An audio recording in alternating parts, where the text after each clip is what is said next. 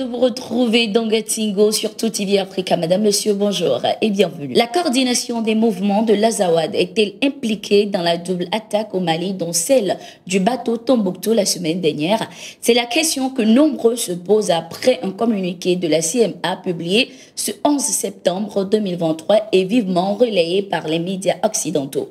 Dans ce communiqué, les ex-rebelles ont indiqué qu'ils sont en guerre avec les autorités maliennes. Également, la coordination des mouvements de l'Azawad a appelé par la même occasion les habitants de l'Azawad à se rendre sur le terrain pour contribuer à l'effort de guerre dans le but de défendre et protéger la patrie et ainsi reprendre le contrôle de l'ensemble du territoire national azawadien. Ce 9 septembre, les ex-rebelles avaient affirmé avoir abattu un avion de l'armée malienne 2 jours après l'attaque de Tombouctou. La CMA a justifié son acte par l'attaque de l'un de ses camps par les forces armées maliennes. Pour les analystes sur le continent, si les ex-rebelles ont indiqué être en guerre, ils peuvent être aussi bien impliqués dans l'attaque du bateau Tombouctou, avec la complicité du JNIM. Rappelons que dans la matinée du 7 septembre 2023, le bateau Tombouctou, faisant la liaison Mopti-Gao et appartenant à la compagnie malienne de navigation Kamanav,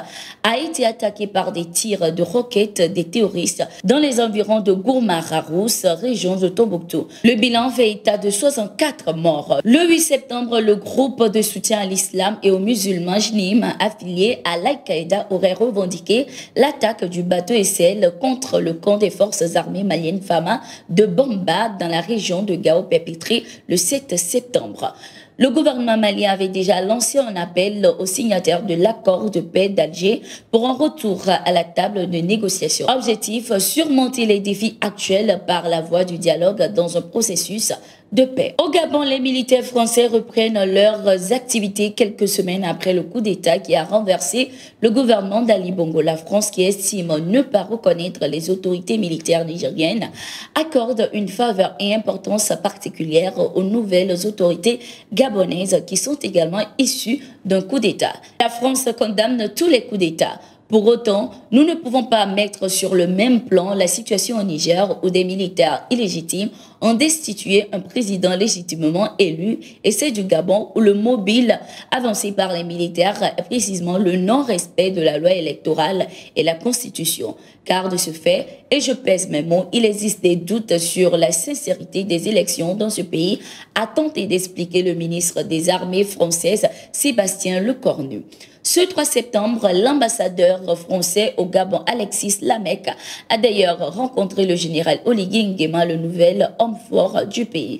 Les deux personnalités avaient échangé sur une possible nomination d'un premier ministre civil, la libération du président Ali Bongo et sa famille et la durée de la transition ne devant pas dépasser 18 mois. Au même moment, la France est accusée de déployer ses militaires et moyens en Afrique de l'Ouest pour ramener Bazoum au pouvoir au Niger. Après la rencontre avec le président de la transition burkinabé, le capitaine Ibrahim Traoré, les émissaires du président Assimi Goïta étaient également chez le nouvel homme fort du Niger, le général Abdourahmane Tiani, l'après-midi de ce 11 septembre. Cette délégation, composée du ministre des Affaires étrangères et de la coopération internationale, Abdoulaye Diop, et du ministre de l'administration territoriale et de la décentralisation, porte-parole du gouvernement, Abdoulaye Maïga, a eu une première séance de travail avec le premier ministre nigérien Ali Mohamed Lamine Zeine. Il s'agissait pour cette délégation de discuter et trouver des solutions aux défis communs, aussi bien sur le plan sécuritaire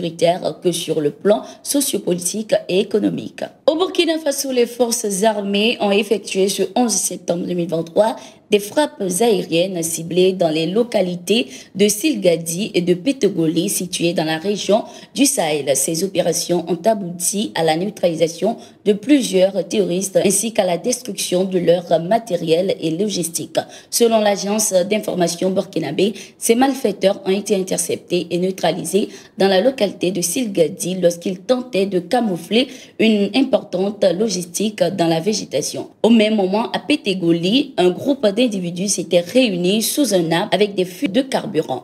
Les forces armées ont frappé la cible. Il faut rappeler que les opérations de reconquête du territoire se poursuivent sur tous les fronts, notamment à Kombri dans la province de Yatenga, région du Nord. Ceci dans le but de réinstaller les populations déplacées depuis plus de 2 ans à cause de l'instabilité sécuritaire. Après l'attaque terroriste meurtrière du bateau Tombouctou au Mali, le gouvernement de la région du Tombouctou a instauré à partir de ce 11 septembre 2023 jusqu'au 10 octobre sur toute l'étendue de la région de Tombouctou un couvre-feu de 30 jours reconductible de 20h à 6h du matin. Selon le communiqué de Bakoum Kanté, seuls les véhicules et engins de service des forces de défense et de sécurité ne sont pas concernés par ce couvre-feu.